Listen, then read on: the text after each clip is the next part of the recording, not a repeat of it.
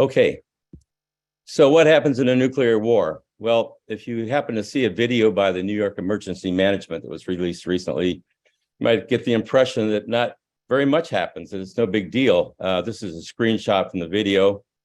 They give you three main instructions. You're supposed to stay inside, well, get inside, stay inside, and then stay tuned for media alerts. Will tell you when it's safe to come outside. And this would be laughable, I mean, if it was a satire, but it's not, you know, it's misinformation. It's about the worst information you could get right now. I think if you want to understand what a nuclear war is, you need to first understand what a nuclear weapon does. Nuclear weapons were invented during World War II. The United States developed them. The first nuclear bombs were called atomic bombs. We dropped two of them on Japan at the end of the war. The bomb that was dropped in Hiroshima had an explosive power of 15,000 tons of TNT. Now that compares to the largest conventional weapon, high explosive, in the US arsenal today has 11 tons of TNT explosive power. So a small atomic bomb is about 1,000 times more powerful than a conventional bomb. But speaking of explosive power, really doesn't explain at all what a nuclear weapon is. It's like a piece of the sun. And when it detonates, in 1 second, it will create a fireball. And the surface of the fireball is actually hotter than the surface of the sun. If you happen to be beneath that, you'll be vaporized. This is a photo of a shadow that was left on the pavement at Hiroshima by a person that happened to be unfortunate enough to sitting underneath the bomb when it exploded. But the bomb also, when it emits so much heat that it will set fire over huge areas. And it creates a nuclear firestorm. A modern nuclear weapon will set fires over tens or hundreds of square miles. These are set simultaneously, and they will coalesce into a gigantic single fire in a matter of tens of minutes. And this fire will have winds blowing in towards the center of hundreds of miles an hour. It's strong enough to uproot trees. Within a few minutes, the air temperatures in the fire zone will reach 400 to 500 degrees Fahrenheit, well above the boiling point of water. And, you know, even if you're in a shelter underground, you're going to be cooked. It'll use all the oxygen up. So anyone that's in a fire zone created by a nuclear firestorm is not going to survive. This is a picture of what Hiroshima looked like before the atomic bomb was detonated. This is what it looked like afterwards, 6 months after the bomb detonated. About 4 square miles were set on fire and created, you know, this massive nuclear firestorm. Well, modern nuclear weapons are much more powerful. The strategic nuclear weapons that the US and Russia have are 7 to 87 times more powerful than the atomic bomb that destroyed Hiroshima.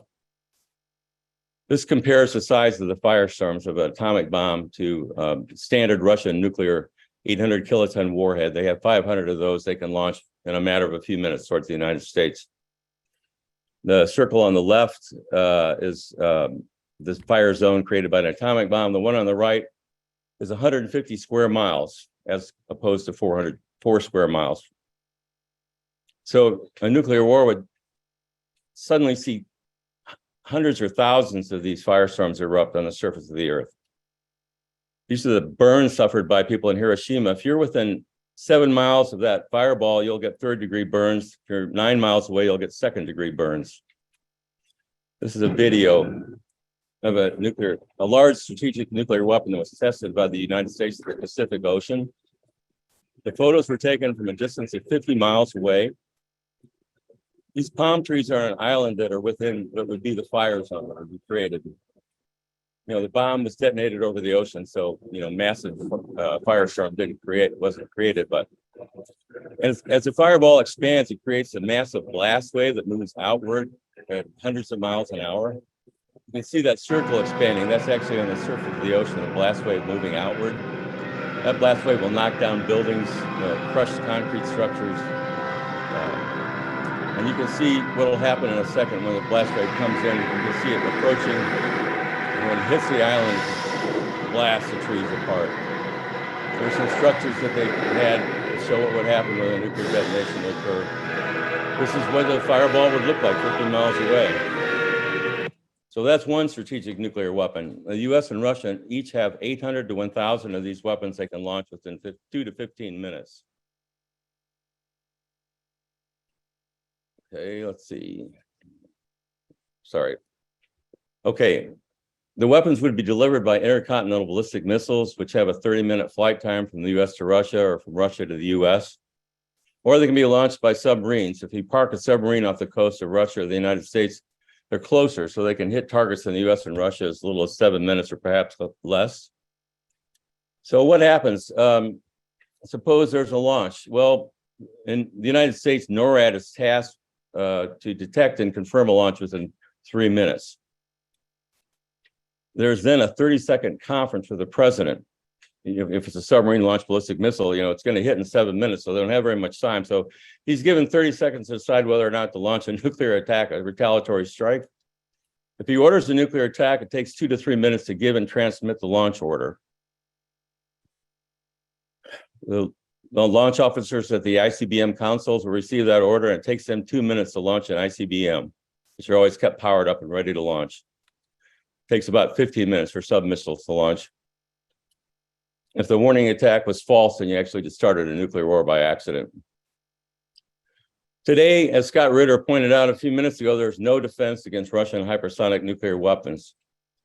Russia has just deployed a new ICBM they call Satan II. It carries avant-garde warheads. The avant-garde warheads fly at 15,000 miles per hour, and they're maneuverable. The SARMAT has a larger range than US ICBMs that can fly over the South Pole. And it's completely immune to any current use missile defense systems, as are the avant-garde warheads, which travel 4 miles per second. Russia has also started deploying Zircon hypersonic missiles. They go about half as fast as the avant-garde does, but Russia is arming ships and submarines with these, and they can get closer to the US shores, and they also can carry nuclear warheads. A Zircon launch from a ship or a sub 100 miles off the East Coast can hit Washington, D.C. in 3 to 4 minutes. So what happens? 3 to 4 minutes, I showed a minute ago, it takes at least 5 minutes for the president to, issue an order, be briefed, issue an order, and have the missiles launched. Well, that's not enough time. The president's going to be killed before he can issue the order for a retaliatory strike. And the military on both sides know that a first strike could take out their command and control systems and destroy most of the land-based ICBMs. They have to communicate the order to the silos, and a large nuclear strike would obliterate all the command and control systems. So there is pre-delegation. Their officers lower down the chain of command that have the ability to launch. If the US and Russia get into a direct military conflict, it's going to create great pressure for Russian and US leaders to launch a preemptive nuclear strike, because they know all these things about they have no time to retaliate. Their nuclear forces will be destroyed. Well, this year in April, the US Nuclear Posture Review changed the US policy, and Biden went along with allowing the US to issue a preemptive nuclear strike without being attacked by nuclear weapons. Now, a month ago, Putin said that Russia could adopt the US preemptive strike concept. At the time when Putin made that announcement, he also stated that Russia uses the policy of launch on warning. And Putin said, when the early warning system receives a signal about a missile attack, we launch hundreds of missiles that are impossible to stop. Both the US and Russia employ launch on warning. I want to kind of emphasize what that is. A retaliatory nuclear strike is launched when US or Russian early warning systems detect a new enemy nuclear attack, and these are electronic systems. The retaliatory strike is launched while enemy missiles are still in the air and before any nuclear detonation occurs. In other words, we're launching a nuclear attack before any nuclear detonation occurs that would confirm that the attack that the radars and satellites see is a nuclear attack. So a false warning of attack believed to be true would make the retaliatory nuclear strike a first strike. And there's been a lot of false warnings of attack historically, but when these occur in times of relative peace, the military is inclined to not believe that they're real, and we haven't launched that strike. But if we're in a war with Russia, that would change. If the US and Russian presidents are traveling, they're always accompanied by what they call a nuclear suitcase. And this is an automated communication device that allows the president to issue a permission order to order a nuclear strike on the other country, on Russia or the US. The US and Russia are the only countries that have early warning systems and launch-ready nuclear forces that allow them to launch a retaliatory strike at this point. Once these missiles are launched, they cannot be recalled. It's not like in the movies where they can press a button and say, oh, we made a mistake. This is an image of the NORAD center where the US is always looking out for a Russian attack. The Russians have a similar center. So both sides are constantly looking for signs of an attack. I want to ask, do US leaders believe they can win a nuclear war? And Scott Ritter made a point of, he's quite correct that US weapon systems are obsolete. But do US leaders believe that? Back in 2006, the Council on Foreign Relations published an article called The Rise of US Nuclear Primacy. And it stated, today, the United States stands on the verge of attaining nuclear primacy. It could conceivably disarm the long-range nuclear arsenals of Russia or China with a nuclear first strike. 9 years later, the Bulletin of Atomic Scientists published an article about the new missiles and superfuses that made US nuclear warheads 3 times more accurate. And what that meant was that US subs now on patrol have 3 times more warheads than they're needed to destroy all the Russian land-based ICBMs in their silos. And this creates the capacity for disarming nuclear first strike, at least in the minds of war planners. And the question today is, will US and NATO continue to escalate in Ukraine, and will this lead to World War III? And US and Russia are both firmly committed to win. It's an existential question for Russia. And apparently it is for the United States, who were so heavily invested in it. The US and NATO have been funding Ukraine and providing all the weapons and ammunition at this point, and mercenaries to keep the war going. $112 billion. We could have built enough high schools in the United States with that teach 24 million students.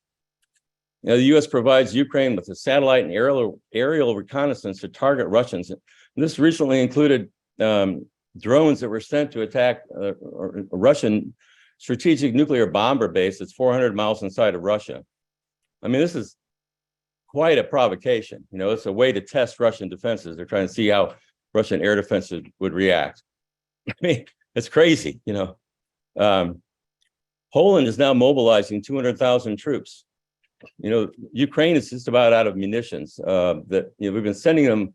Ukraine uses Soviet weapon systems, and we've sent about all the weapon systems we can find, the munitions that would be appropriate for the caliber of munitions for their artillery, the missiles they use in the launchers. But NATO's not out of weapons, and Poland's a NATO member. And Poland also has thousands of troops in Ukraine that have been fighting. They've had over 1,000 killed and wounded.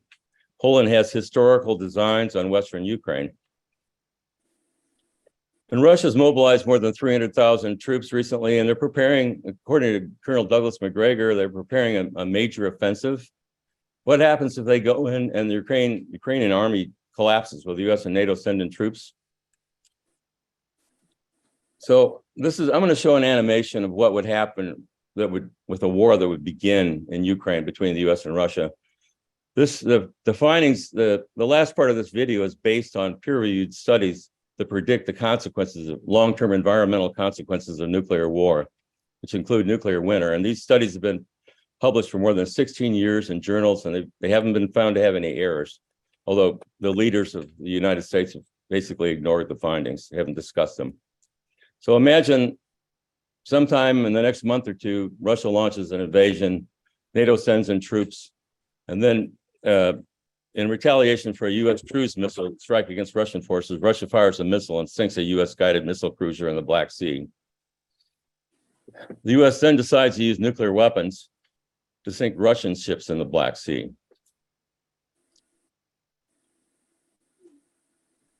Russia strikes NATO targets throughout Europe. And in response, the US launches a massive nuclear strike against Russia. And Russian early warning systems detect this. They launch a massive nuclear strike against the United States and Europe. More than 3,000 nuclear detonations would occur in 1 hour. The US and Russia have 4,000 nuclear weapons they can use within an hour's time. All the major cities of Europe and the United States and Russia would be incinerated. And massive nuclear firestorms would cover more than 100,000 square miles of the Earth's surface. Everything remotely flammable would burn in the fire zones. The scientific studies predict that these firestorms would produce 150 million tons of smoke and soot, This would rise rapidly above the cloud level into the stratosphere where it could not be rained out. The UCLA scientists created a video showing this smoke being spread over the Earth.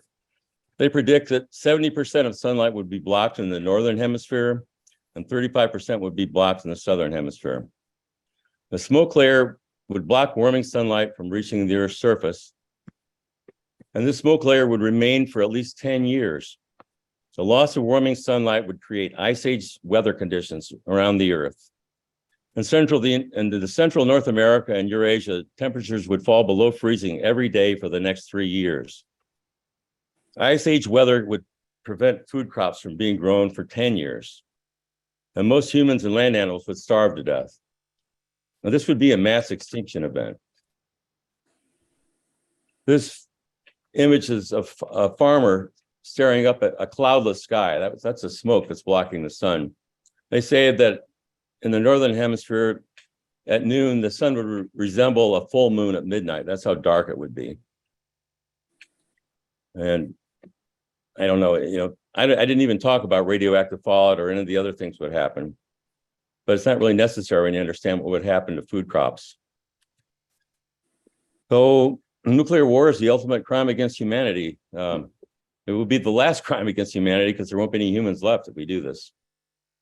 And sorry to have such a gloomy summary, but I'm glad you all are listening to this, and I hope you can take this message to other people.